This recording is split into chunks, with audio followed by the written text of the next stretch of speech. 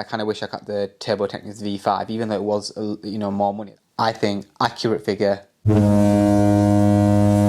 is a good kind of benchmark. Yeah, what's happening everybody? Welcome back to my YouTube channel. It's your boy Ranj and I hope you're all doing well. If you're new to my channel, welcome. My name is Ranj and in today's video I'm going to be showcasing pretty much everything I've done to my Audi S3 8V facelift Sportback to get it to 540 brake horsepower. And I never forget those who have been supporting me from the very beginning of my journey. I just want to say a massive thank you to you all. Apologies I look a bit scruffy right now. The past few weeks have been absolutely crazy. I've recently just moved into my new house. So much has been going on. I don't even think an apology is in order anymore, just because I think we're just far past that. I am sorry anyway for not uploading, but I just feel like you guys definitely deserve better. For those of you tune in, subscribe and just support me in any of my social media platforms. So listen, from the bottom of my heart, literally massive, just a massive thank you. We are so close to 3,000 subscribers, so I really do hope you enjoyed this video. I know this video has been highly anticipated and essentially it's going to be broken down into two parts. But the first part is going to be me taking you through everything I've done to the S3 to, I suppose everything that consists of that stage 3 package, and then the second part of the video I'll take you through how much it all cost me, because I know that's quite a popular question amongst all of my supporters and I think it's really important. Even when I bought the car, fueling the car, for me, as much as I love having this car, and trust me, I absolutely love it, being financially smart and literate is really important. As always, please do subscribe to my channel, hit that bell icon for future notification. I've actually got plenty more videos. I've actually got a backlog of videos that I need to get out, so subscribe, you won't regret it. Follow me on my social media platforms. Any questions, as per my previous videos, and as I always say, please do just pop them into the comment box. Let's get straight into the video. Hope you enjoy it.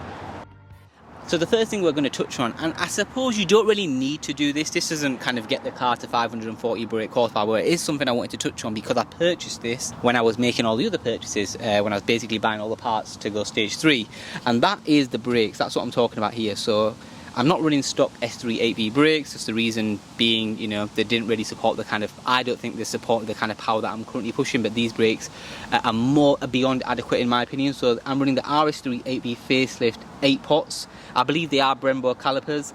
They got fully refurbed by a company called, I'm going to have to link them because I can't remember their name from the top of my head, but they did an absolutely fantastic job. They basically gave the calipers the full beans, a full makeover.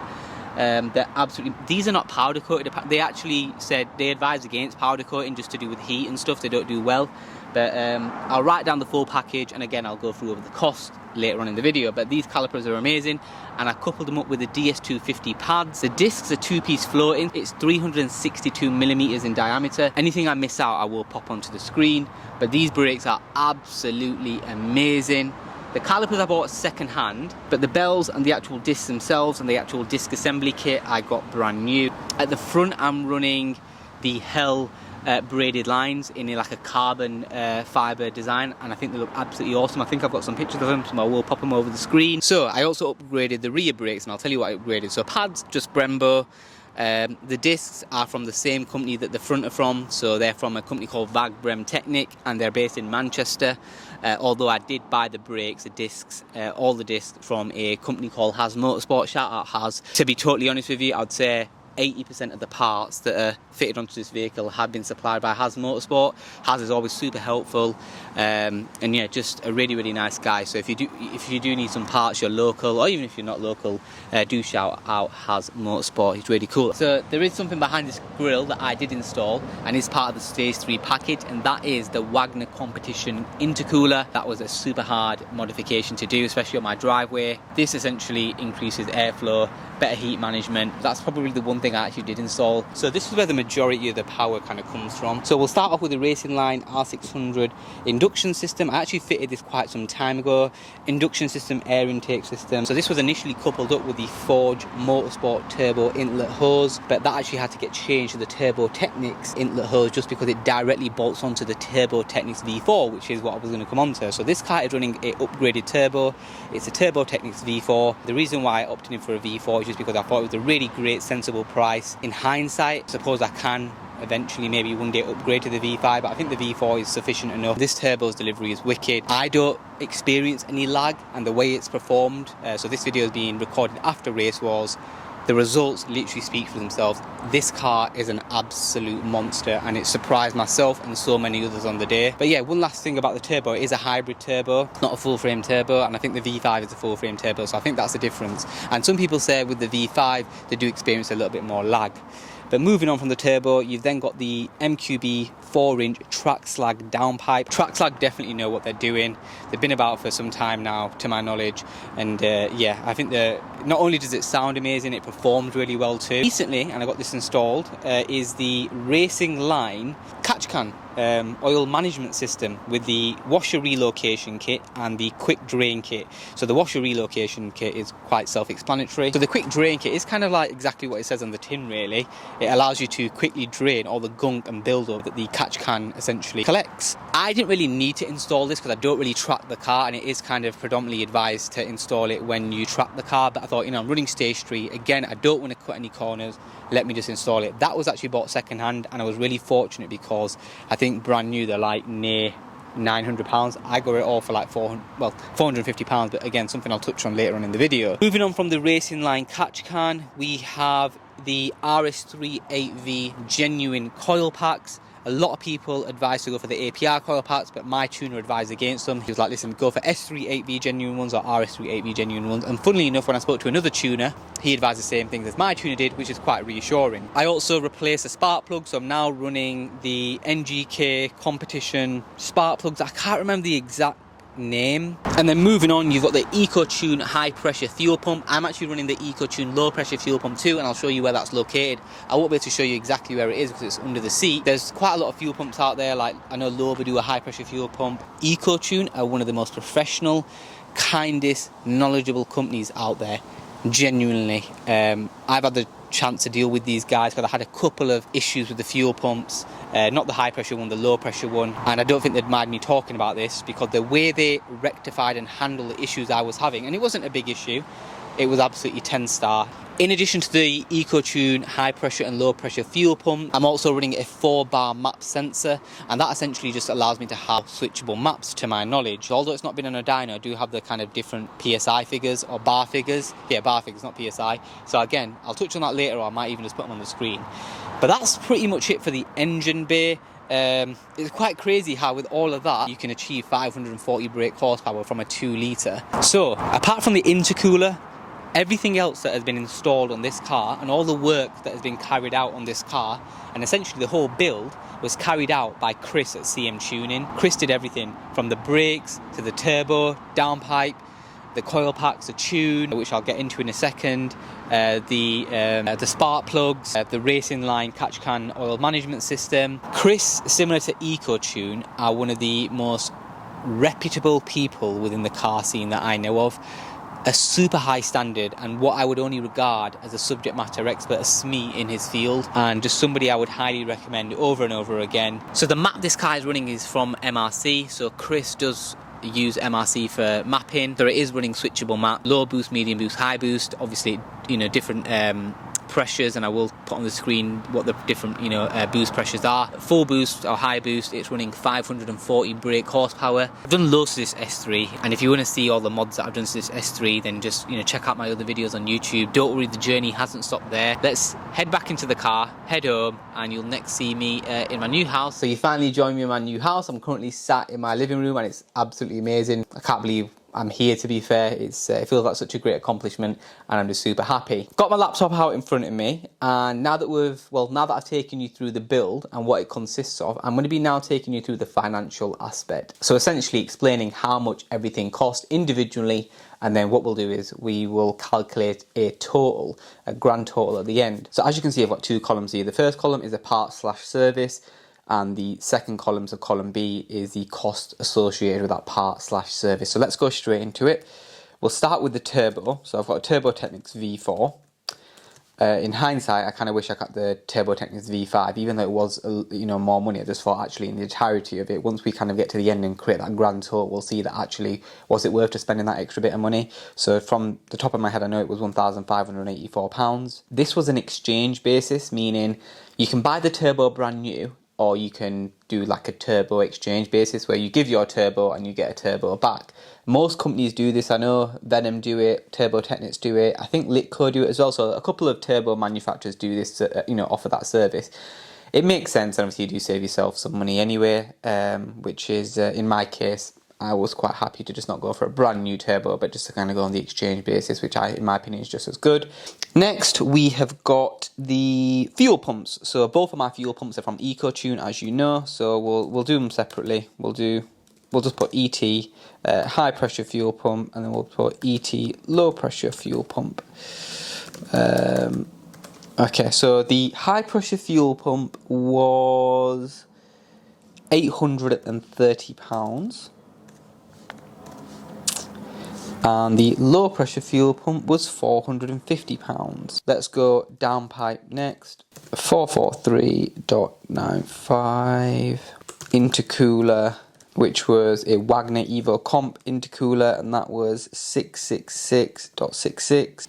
Turbo Technics intake hose, £237. The coil packs, so RS3 8V coil packer then was 203.20. We've got the NGK spark plugs. So the NGK spark plugs were 115. The ECU map was 950. The TCU, let's just include that switchable mapped into the ECU bit. Let's do 1276. Yeah.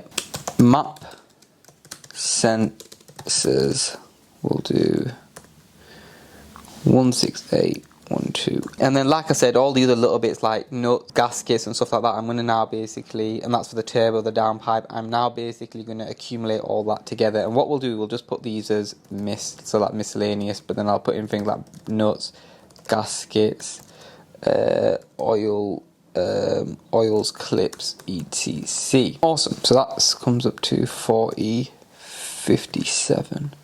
I might actually just create a separate column. So the rear discs I know were £266.66, and the pads were I think £45 from Brembo. So that cost me £311.66. The fronts were expensive. The discs and the pads cost me £1334.49. So that was all the discs, the two-piece disc, the lines, and the Ferodo DS250 pads. Awesome.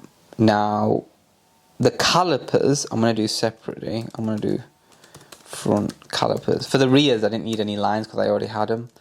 So for the front calipers, ink, refurb, £400. I bought the RS3 8V facelift 8-pot calipers for £400. 350 quid for the full refurb. Cool, so I think that's everything. Now let's go through the services. Okay, so I think it was 324 for fit the turbo. Pumps were 162. I'm not going to do them separately just because to fit both it was. Downpipe was 203. Intercooler I did. That would have been included in the turbo. 122 because I didn't fit them. And front was 245. I think this was like 40. So that's all of the figures to my knowledge. The cost that I'm showing you now on this screen that I encountered are not going to be the cost that you encounter. This is really just my experience, a benchmark for me to kind of like provide you, just like, you know, this is how much it's going to cost, give or take £1,000. I think it's fair to say this is accurate to give or take £1,000 to £2,000. The reason why I say it's an estimate and the reason why I say it's a benchmark is just because I've encountered this. Again, does not mean you're going to encounter this, but nonetheless, it's still a lot of money that I've spent, and you know, to do a proper good stage 3 build, a safe one as well. And I think safe and good kind of go hand in hand. For the most part, you are gonna need to spend a fair bit of money, you know. Let's go ahead, do a grand totals. Awesome. So we have a grand total of £9,907.15. I do think there are a couple of things I've missed on here, and I actually think it's more accurate that I spent around £10,000 as opposed to 9,907. I think it's more accurate to say that if you're going to go stage 3, that it's going to cost you anywhere, because I think there are certain companies that offer you stage 3 packages where it's like literally you take your car to them, you pay them a big lump sum, you get the car back and it's done, as opposed to doing everything individually, buying everything individually. Now I think personally it's going to cost you anywhere from £9,500 to £11,000 to do a proper stage 3 package, including a good set of bigger brakes. That is a figure that I think is realistic. So I didn't pay everything off in one go. There are some things that I'm still paying off. Some things I did pay off in one go, like just like the smaller things, whereas the really big things I am still paying off. Just because that suits me, that fits me and my lifestyle. I hope you enjoyed that video. I hope the format of the video was good as well. Another thing I will say is I've not put loads of miles on the car since going stage 3. The miles I have put on the car and the driving I have done, it's been okay. Look, I think everyone's going to have different issues. I had a few issues with the fueling. I think accurate figure, £9,500 to £11,000 is a good kind of benchmark. Please do subscribe to my YouTube channel, hit that bell icon for future notification, drop this video a thumbs up, hit a comment. If you have any further questions, please do pop them into the YouTube comments, because I always find them easy as opposed to messaging on Instagram and stuff like that. And the next video is going to be me taking the car to Santa Pod, and I'm super excited because I'm quite confident I'm going to get some 10s for the quarter mile and hopefully sub 3 seconds for the 0 to 60. Don't worry, the journey with the S3 isn't ending here, I can definitely tell you that. And you're going to see this on the screen now, but recently, and I say recently, in the past couple of days, we hit 3,000 subscribers, and I can't even tell you how happy I am, just because every time I get another 1,000 subscribers, it literally makes it all worthwhile, and it makes me feel like, you know what, I am actually going to get to 10,000 subscribers one day, I am going to get to 50,000, I am going to get to 100,000. It might take a little bit of time, but I will get there as long as I'm consistent and I hopefully put out good content for you all. If you have any suggestions ever, please do pop them into the comment box, because I read all my comments, I try to reply to them all, and I genuinely actively try to take them on board. I'm like, you know what, I'm going to try to do that because people want to see it, and you know what, I want to do it too. Listen, look after yourselves, take it easy, until next time, peace.